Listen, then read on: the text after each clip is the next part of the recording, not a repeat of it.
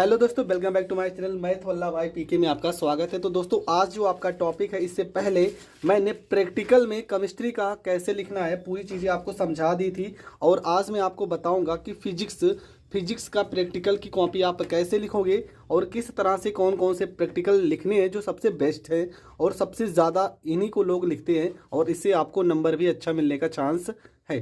तो पहला ही प्रैक्टिकल है, लिखा यू तथा वी अथवा यू 1/u तथा 1/v के बीच ग्राफ खींचकर किसी उत्तल लेंस की फोकस दूरी ज्ञात करना। ये आपका पहला प्रैक्टिकल है। दूसरा लिखा है, प्रिज्म के लिए आपतन कोण तथा विचलन कोण के बीच ग्राफ तथा प्रिज्म के पदार्थ का अपवर्तनांक ज्ञात कीजिए। तीसरा प्रैक्टिकल है, लिखा है, समतल दर्पण तथा उत्तल लेंस द्वारा किसी द्रव का अपवर्तनांक ज्ञात करना। चौथा है आपका, विस्थापन विधि से लेंस की फोकस दूरी ज्ञात करना। और पांचवा आपका है, अमीटर तथा वोल्ट मीटर की सहायता से ओम के नियम का सत्यापन करना और स्थापना करना।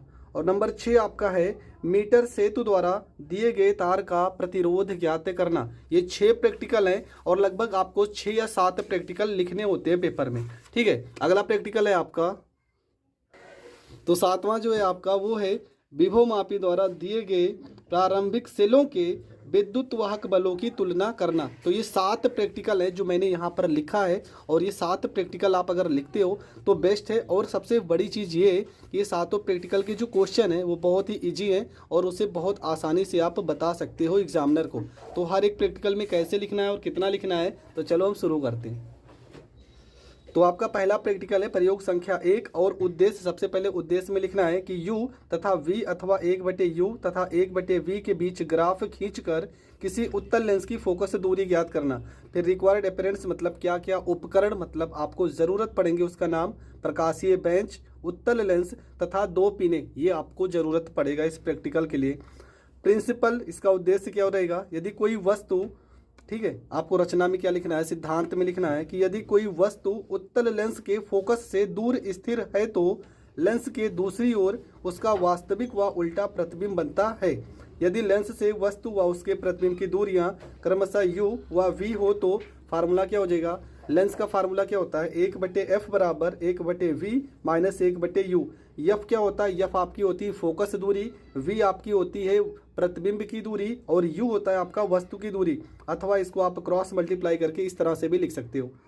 फिर लिखा है, निर्देशांक ज्यामिति की चिन्ह परिपाटी के अनुसार v का मान धनात्मक चिन्ह के साथ लिया जाता है। आपको पता है उत्तल लेंस में जो प्रतिबिंब की दूरी होती है वो प्लस में होती है, सिर्फ u आपका जो होगा वो माइनस में होगा और f भी आपका धनात्मक होगा। तो ये भी आपको पता होना चाहिए क्योंकि यही छोटी छोटी चीज़ें आपका एग्जामिनर पेपर में पूछेगा। इसके बाद आपको क्या लिखना है, देखो यहाँ पे लिखा है, तथा u का मान क्या होता है, ऋणात्मक चिन्ह के साथ होगा।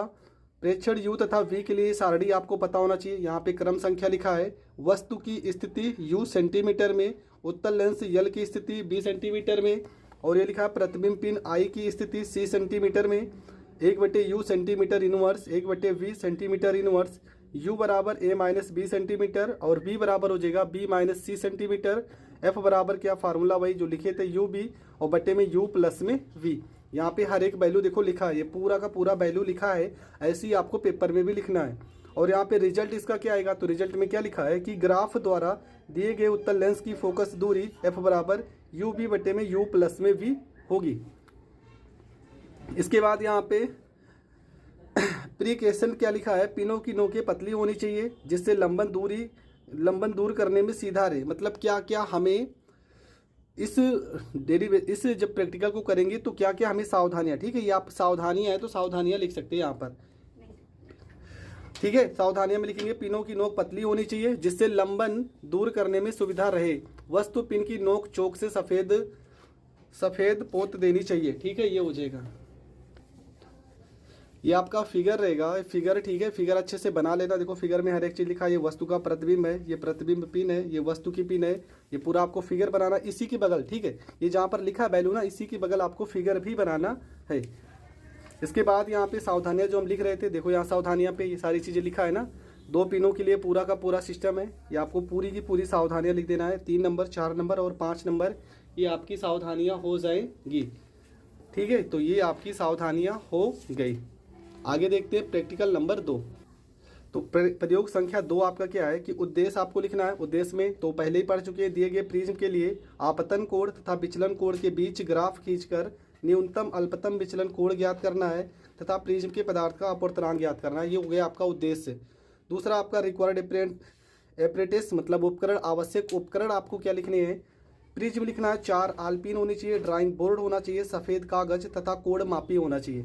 और ये आपका प्रिंसिपल सिद्धांत में आपको क्या लिखना है, तो पूरा लिखा है कि जब कोई प्रकाश किरण किसी प्रिज्म पर पड़ती है, ठीक है, हर एक चीज़ आपका लिखा है। आप वीडियो रोक कर आसानी से सारी चीज़ों को लिख सकते हैं और आसानी से समझ सकते हैं। इसके बाद ये आपका चित्र है, ठीक है, इसके बगल में जस्ट आपको ये चित्र बनाना है और इसका डेरिवेशन भी मैंने पढ़ाया है।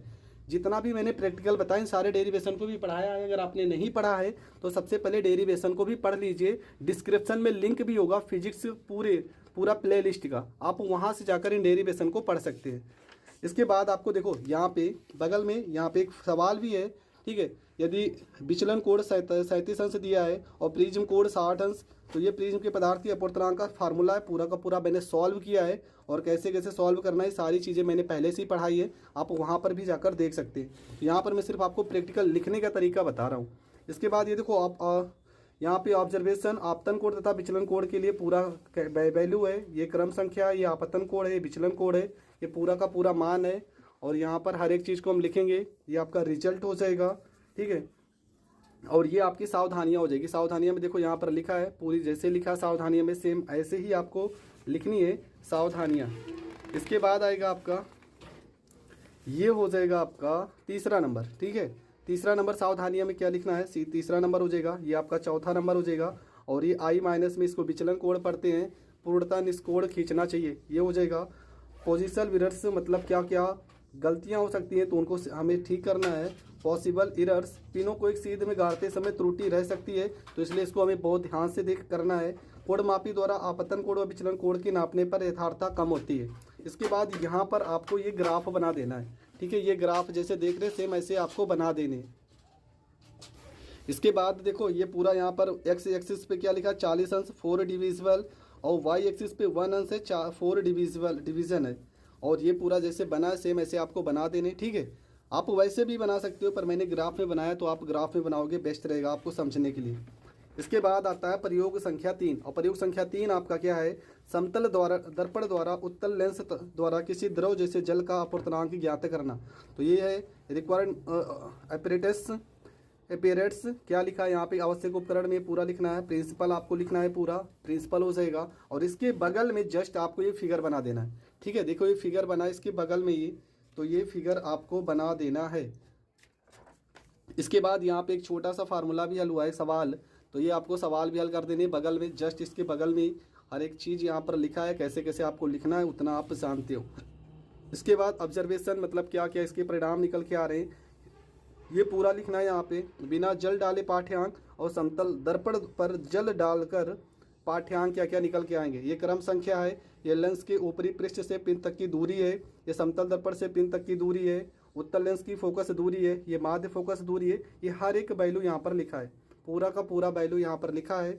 ये आपका रिजल्ट है और ये है स्टैंडर्ड वैल्यू, सारणी में वायु के सापेक्ष जल का अल्पतम ANW। ये चीज़ आपको नहीं भरना है यहाँ पे, ठीक है, कोई दिक्कत नहीं है। ये मेन चीज़ है, ये आपका भरा होना चाहिए, ये आपको नहीं भरना है। फिर इसके बाद रिजल्ट क्या निकल के आएगा, तो यहाँ पे रिजल्ट आपको लिख देना है, ये पूरा रिजल्ट लिख के आ रहा है। स्टैंडर्ड वैल्यू क्या आएगी और परसेंटेज इरर्स क्या आएगा, ये सारी चीज़ें तो स्कूल में ही बता सकते हैं और आप खुद भी निकाल सकते हो, ठीक है। क्योंकि ये प्रैक्टिकल अभी पूरा नहीं हुआ है, क्योंकि ये प्रैक्टिकल कॉपी हमें जमा करना है, तो मैं आज लगभग रात को ही वीडियो शूट कर दे रहा हूँ पूरा का पूरा। और ये आपकी सावधानियाँ हो जाएंगी। सावधानियाँ देखो यहाँ पर लिखा है, हर एक सावधानी को आपको अच्छे से लिख देना है। और 2 सावधानियाँ यहाँ पर भी अच्छी हैं, 5 नंबर और 6 नंबर। तो ये प्रैक्टिकल भी आपका पूरा हो जाएगा। अब आता है प्रैक्टिकल नंबर 4, और 4 में विस्थापन विधि से उत्तल लेंस की फोकस दूरी याद करना है। ये आपके उपकरण हो जाएंगे पूरा का पूरा, और ये आपका प्रिंसिपल हो जाएगा। देखो प्रिंसिपल में हर एक वैल्यू पूरी अच्छी से लिखी है और ये आपको इस तरह से लिख देनी है, पूरा का पूरा प्रिंसिपल। इसके बाद क्या है, यहाँ पर एक ये फिगर है, ये फिगर आपको बना देना है, ठीक है। फिगर अच्छे से बना के आप इस प्रयोग को भी करोगे। ये पूरा लेंस है L1 और L2, पूरा का पूरा फिगर आपको दिख रहा है, ये फिगर आपको बना लेना। उसके बाद जस्ट इसके अगले पेज में ये आपका प्रत्येक सेट के लिए आपको ये पूरा फार्मूला लगा देना है। प्रथम प्रेक्षण के लिए पूरा का पूरा वैल्यू और इसके बाद यहाँ ऑब्जर्वेशन में पूरा का पूरा लिख देना है जैसे यहाँ पे लिखा है, और हर एक वैल्यू को भर देना है। ठीक है, यहाँ पे हर एक वैल्यू को भर देना है। और इसके बाद यहाँ पे आ जाएगा रिजल्ट, और यहाँ पे लिखा है 21.1 सेंटीमीटर, 21.1 सेंटीमीटर ये आपकी माध्यमान फोकस से दूरी हो जाएगी। इसके बाद क्या करेंगे, इसके बाद आ जाएगा फ्रिक्शन मतलब सावधानियाँ क्या क्या होगी, तो ये पूरा सावधानियाँ लिखा है। यहाँ पे पॉसिबल एरर्स क्या आ सकते हैं, तो ये एरर लिखे हैं, तो ये भी आपका हो जाएगा, कंप्लीट हो जाएगा। इसके बाद आएगा प्रयोग संख्या 5 में आपका क्या लिखा है, आमीटर तथा वोल्टमीटर की सहायता से ओम के नियम का सत्यापन करना है और विशिष्ट प्रतिरोध का मान भी ज्ञात करना है, और ये बहुत ही सरल तरीके से हम करेंगे। ठीक है, यहाँ पे उपकरण लिखा है, क्या क्या उपकरण है और ये सिद्धांत क्या क्या है, तो ये सारी चीज़ें यहाँ पर लिखी हैं।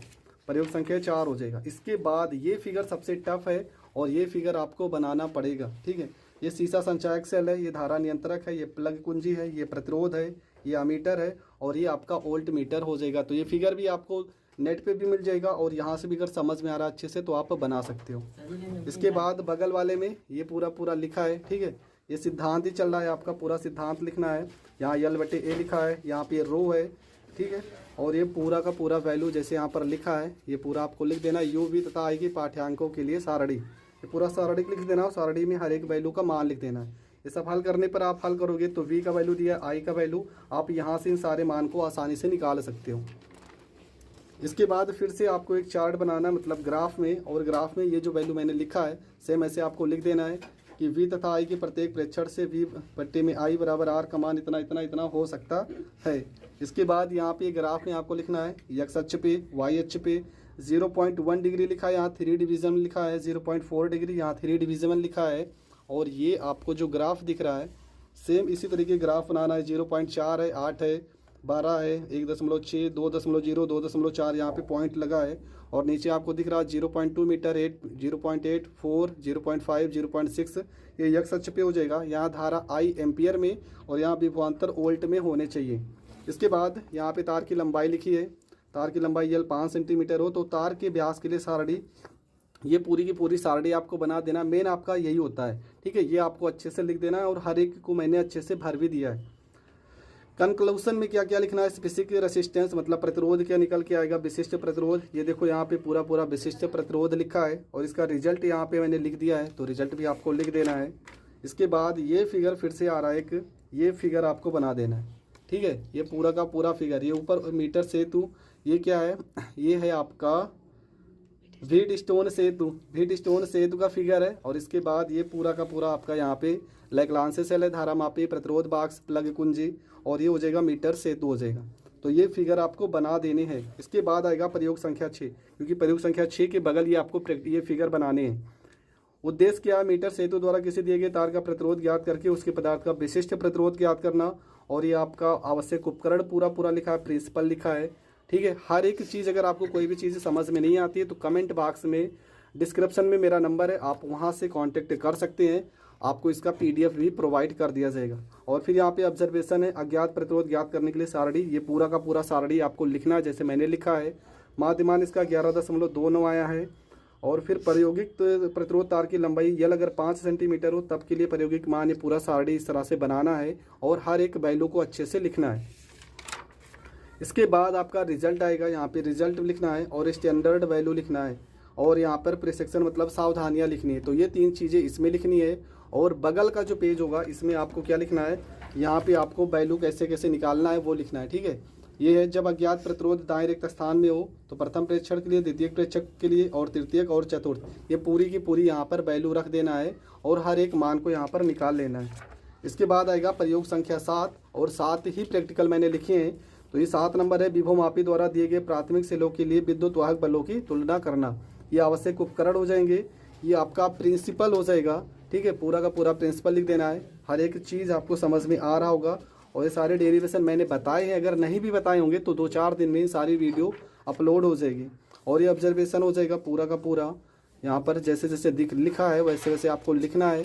इसके प्रिसेक्शन मतलब सावधानियाँ, और इसके रिजल्ट हो जाएंगे। आप वीडियो को रोक करके एक एक चीज़ को लिख सकते हो। आई होप आपको हर एक टॉपिक बहुत अच्छे से समझ में आया होगा। फिर भी अगर कहीं पर भी प्रॉब्लम है तो आप कमेंट करके या तो हमारे व्हाट्सएप नंबर पे कांटेक्ट कर सकते हैं, जिससे आपको हर एक का PDF बहुत ही सरलता से मिल जाएगा। तो मिलेंगे नेक्स्ट वीडियो में, तब तक के लिए जय हिंद जय भारत।